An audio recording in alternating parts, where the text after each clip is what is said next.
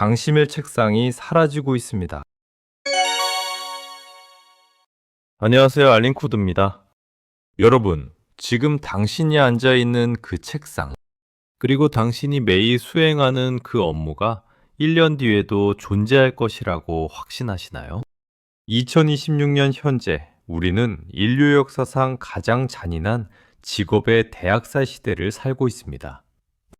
불과 몇 년 전까지만 하더라도 우리는 AI가 단순하고 반복적인 육체 노동자들을 가장 먼저 대체할 것이라고 믿었습니다. 로봇이 택배를 다루고 기계가 서빙을 하는 모습만 상상했죠. 하지만 현실은 정반대입니다. AI는 공장의 컨베이어 벨트보다 에어컨 바람이 시원하게 나오는 강남의 사무실을 훨씬 더 빠르게 점령하고 있습니다.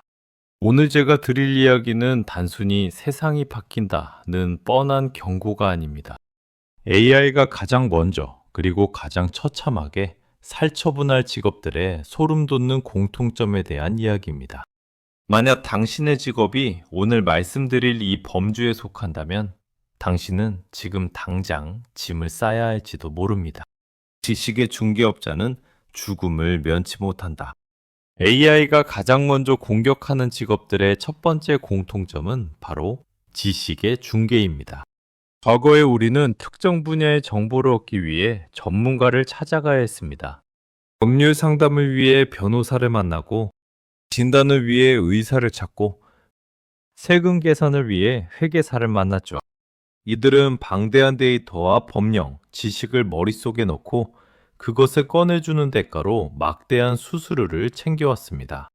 하지만 2026년의 AI는 인간 전문가가 평생 읽어도 다 못 읽을 분량의 판례와 의학, 논문, 세법을 단 0.1초 만에 훑어버립니다.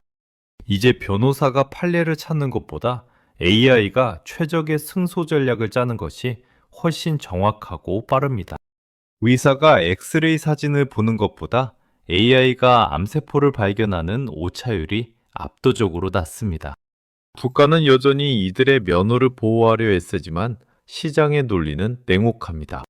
더 싸고 더 정확하며 24시간이라는 AI 서비스를 마다할 소비자는 없습니다. 단순히 지식을 암기하고 전달하는 지식의 소매상들은 이제 AI라는 거대한 도매상 앞에서 무릎을 꿇고 있습니다. 당신의 직무가 규칙을 찾아내고 사례를 대조하며 정보를 정리하는 것에 가깝다면 당신은 AI의 첫 번째 타겟입니다. 평균적인 창의성이라는 가짜 권위. 두 번째 공통점은 바로 평균적인 수준의 창의성을 파는 직업들입니다. 디자이너, 카피라이터, 번역가, 심지어는 코딩을 하는 프로그래머들까지 포함됩니다. 과거에는 포토샵을 다루는 기술이나 외국어를 번역하는 능력이 곧 권위였습니다.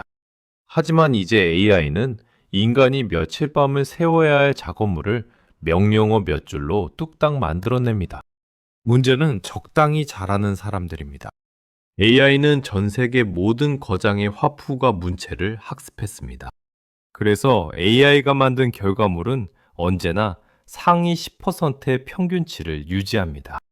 이제 적당히 예쁜 로고, 적당히 읽기 좋은 문장, 적당히 돌아가는 코드를 만드는 노동자들은 존재 가치를 잃었습니다.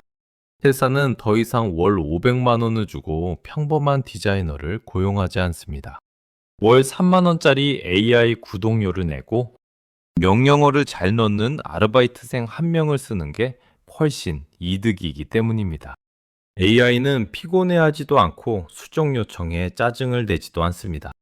인간의 어중간한 창의성은 이제 가성비라는 칼날 앞에 처참하게 살처분되고 있습니다. 만약 당신의 업무가 누군가의 지시를 받아 결과물을 만들어내는 기능적인 창의성에 머물러 있다면 당신의 자리는 내일 아침 사라져도 이상하지 않습니다. 물리적 실체가 없는 디지털 노동. 마지막으로 가장 소름 돋는 공통점은 바로 모니터 뒤에 숨어 있는 직업들입니다. 역사적이게도 AI 시대에 가장 먼저 무너지는 것은 첨단 기술과 가장 가까운 화이트 칼라 직종들입니다. 데이터 분석가, 금융 애널리스트, 중간관리자 등이 여기 해당합니다. 이들의 공통점은 업무의 모든 과정과 결과물이 디지털 데이터로만 존재한다는 것입니다. 디지털 세상은 AI의 앞마당입니다. AI가 데이터를 처리하고 보고서를 쓰는 것은 숨 쉬는 것보다 쉽습니다. 반면 식당에서 서빙을 하거나 배관을 수리하거나 노인을 돌보는 일은 AI에게 매우 어렵습니다. 복잡한 현실 세계의 물리적 변수를 개선하고 로봇팔을 움직이는 비용이 인간의 인건비보다 훨씬 비싸기 때문입니다. 그래서 2026년의 풍경은 기괴합니다. 영문대로 나와 사무실에서 서류를 만지던 엘리트들이 가장 먼저 실직의 공포를 느끼고 오히려 현장에서 땀 흘리는 기술자들의 가치가 치솟고 있습니다. 당신이 하루 종일 모니터만 바라보며 키보드를 두드리고 있다면 당신은 AI라는 거대한 블랙홀 속으로 가장 먼저 빨려 들어갈 준비가 된 것입니다. AI는 당신의 이메일을 대신 써주는 수준을 넘어 당신이라는 존재 자체를 지워버리고 있습니다. 살처분 명단에서 이름을 지우는 법. 자, 이제 진실에 마주하십시오. AI는 감정이 없습니다. 당신의 가게 사정이나 당신이 쌓아온 경력을 고려해주지 않습니다. AI는 오로지 효율이라는 잣대로 당신의 가치를 측정합니다. 그리고 그 측정 결과 많은 직업들이 살처분이라는 결론에 도달하고 있습니다. 그렇다면 우리는 어떻게 살아남아야 할까요? 방법은 단 하나입니다.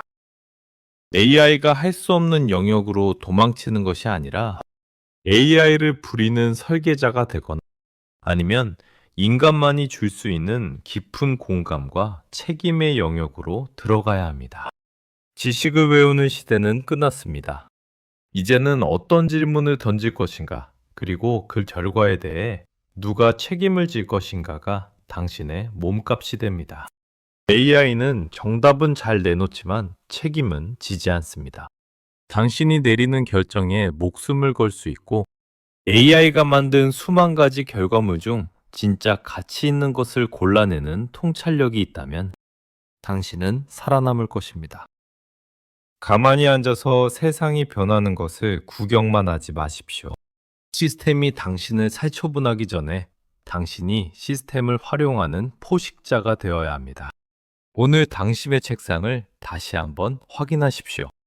그곳이 당신의 요새입니까? 아니면 무덤입니까? 지금까지 알린코드였습니다.